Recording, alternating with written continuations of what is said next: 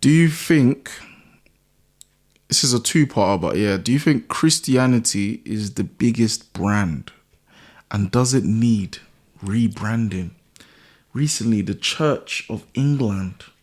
Why are you talking The like Church that? of England Did what? is starting to, they're trying to use more gender neutral language To address what? to appeal to more audiences. Okay. So I'm saying, like, what do you think? Does Christianity need a rebrand?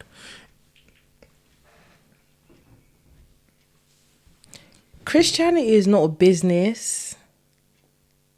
Like, the way it sounds, a rebrand. What we it's not a business. It's not. So you don't think Christianity is a brand? It shouldn't be a brand. Okay. I mean, it's got a logo, cross. It's not a logo.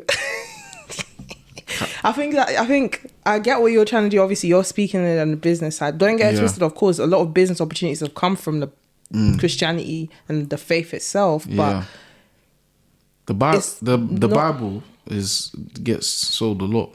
They print the Bible yearly, as it should be. But it shouldn't be used for that purpose. It's not a brand. It's not something to make money off. Don't get us twisted. Yes, of course, that's what is happening. Like, if you look at the church is a business, whether we want to believe it or not.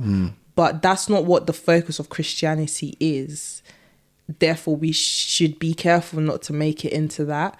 And yes, I'm all for inclusivity and just involving, but we can't change what it is. We can't change what is written. We didn't write it. How can you go and change something you didn't write? It's not your own to do anything with. It's been written before you were born, for your mother, your grandparents, great-grandparents were born. So what do you think you want to do with it? I mean, that's the world we're in. That's what? I think people are allowed to change their very identities. I don't think it's something that we should just walk around doing. I'll be honest, I don't have a lot of opinion on it, but to me, it's just sitting there and watching all of this happen. To me, I'm just fearful. I think it's scaring me more than anything, I'll be honest. Okay. Scary. Yeah, scary times we're living in. It's scary times, and like I said, I'm very much for being inclusive and, everyone just having their part of their identity being portrayed. But there's just certain things that does not need to be tampered with in life. Like, for example, like this might sound silly, but when you watch a classic movie from the 90s or the 80s, or just a movie you love growing up watching, and then they come and want to do a sequel, why? Yeah, that's true. Why do you want to do a sequel to Titanic? Just leave it alone, because that's the true life event. You can't change what has happened. Titanic is perfect because it's real life events. The sequel is going to be fake, and now it's taken away from what happened. Do you get what I'm trying to say? Don't get it twisted. Sometimes sequels have been beneficial, they've been successful, but a lot of the time you don't. Like, if you hadn't touched it or just messed with it and you left it how it was, it'd still have the same effect. You don't need to do much to it. Right. And obviously not to compare faith or Christianity to it, but I just feel like everyone should just, deciding to be a Christian, deciding to accept that identity as your own, you're also accepting what it comes with. It's not to be modified. You don't think there are certain things within the church and that should change? The church is different from Christianity as a whole. Tell them. Tell them. Of course, there are loads that's man-made. So of course, it's flawed by default. You don't think Christianity is man-made? The faith itself. Yeah. No. Interesting. It could be. Christianity was brought to Nigeria in the 15th century. I'm glad you said that, because we spoke about that on the pod. By Europeans. Right, but there's certain so it was mostly Islamic religion. So then why is it then, what I don't get is, if you look at certain scriptures in the Bible, before Christ, back when, before Europeans brought anything to us, which I do agree with, by the way, a lot of the parables and a lot of the stories and a lot of the events that occurred in the Bible They happened way before then in Africa.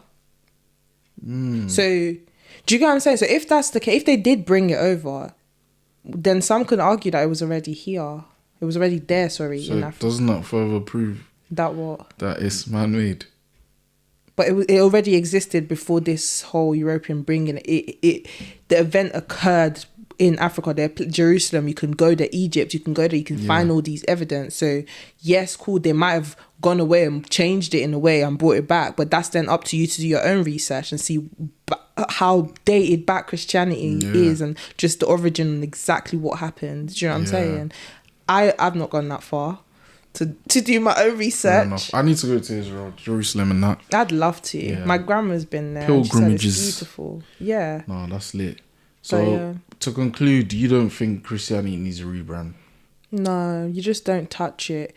Like, you can make it your own because it's an individual journey. Everyone has their walk with God and what you want to do with it. That's up to you. But Christianity as a whole does not need any alterations. I think the way it is like that for a reason.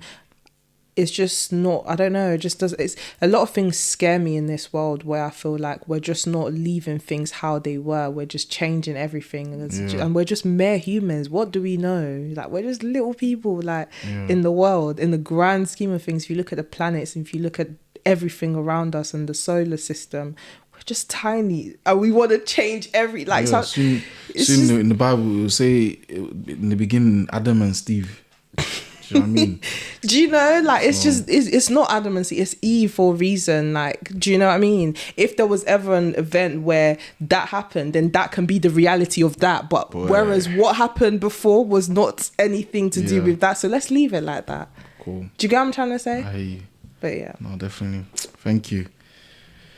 Anyway, what I wanted to ask, which was the second part, is religion a marketing tool used by those in power to control a society? Yeah. Wow, that was straightforward.